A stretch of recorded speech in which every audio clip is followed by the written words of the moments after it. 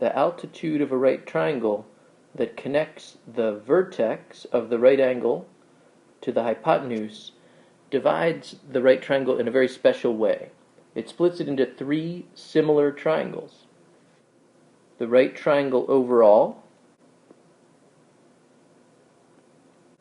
the small right triangle, and the middle right triangle below it.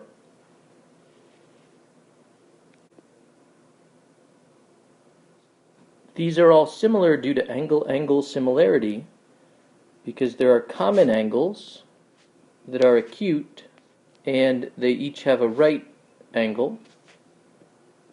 And since the acute angles in a right triangle have to add up to 90 degrees, the angle here is going to be the same as the angle here,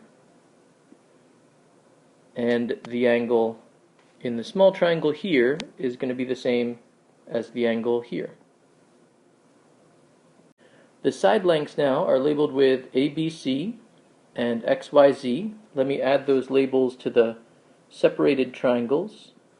Notice that X, Y, and Z are common between two of the three right triangles. And so the similarity allows us to make an interesting connection between these side lengths. Let's start by looking at the small and the medium-sized triangle.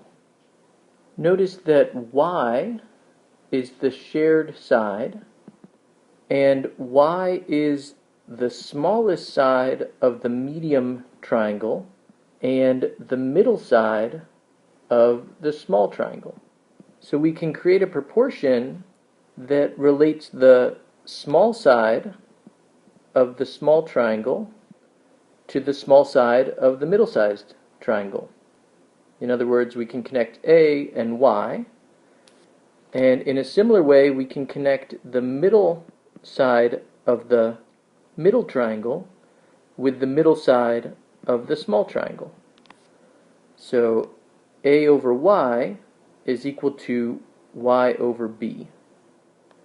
This proportion, using means and extremes, we can reduce this proportion to Y squared equals A times B, or Y equals the square root of AB.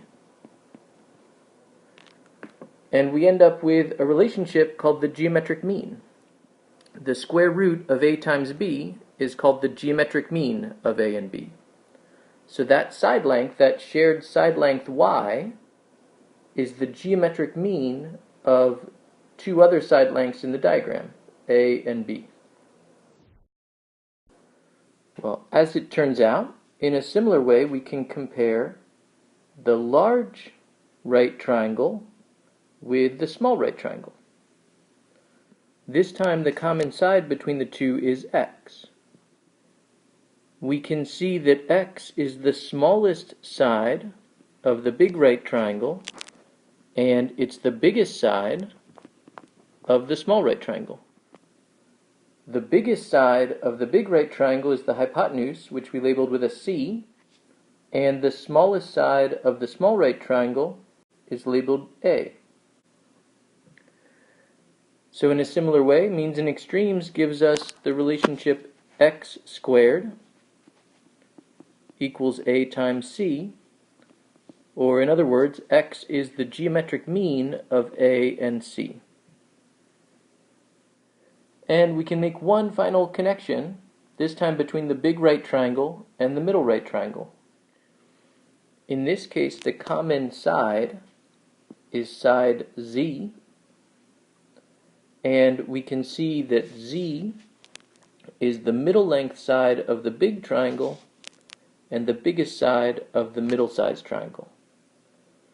So looking at the other side lengths, B is the middle length side of the middle-sized triangle, and C is the big side of the big-sized triangle, the biggest triangle.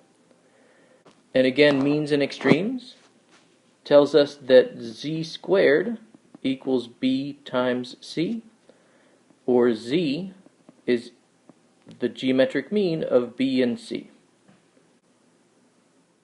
So to summarize, in the original figure with all three triangles, we get that y is the geometric mean of A and B, x is the geometric mean of A and C, and z is the geometric mean of B and C. As I'm recording this, it's Super Bowl Sunday.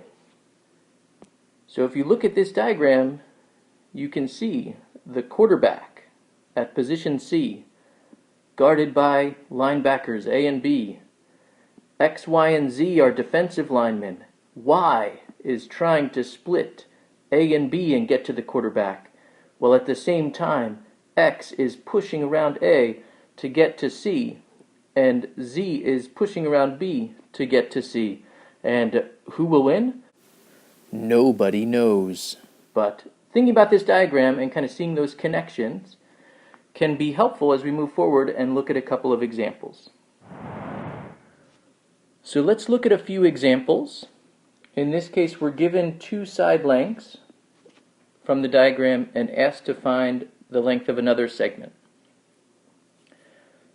In the first example, we're given that LM is 4, MK is 8, and we're asked to find JM. So let's call that X. From what we just discussed, we know that LM is the geometric mean of X and 8, and we can set up the proportion X over 4 is equal to 4 over 8. Solving that using means extremes, we get 8x equals 16, so x has to equal 2. And x, of course, is JM. In the second example, we have a similar setup. We're given two side lengths. This time we're told JL is 9, JM is 6, and we're asked to find MK. Let's call it Y. Well, we know that 9 is the geometric mean of 6 and the entire length JK. So we can set up a ratio 6 to 9 is equal to 9 over 6 plus y. Again, means extremes allows us to solve this. Multiplying 6 and 6 plus y, we get 36 plus 6y equals 81.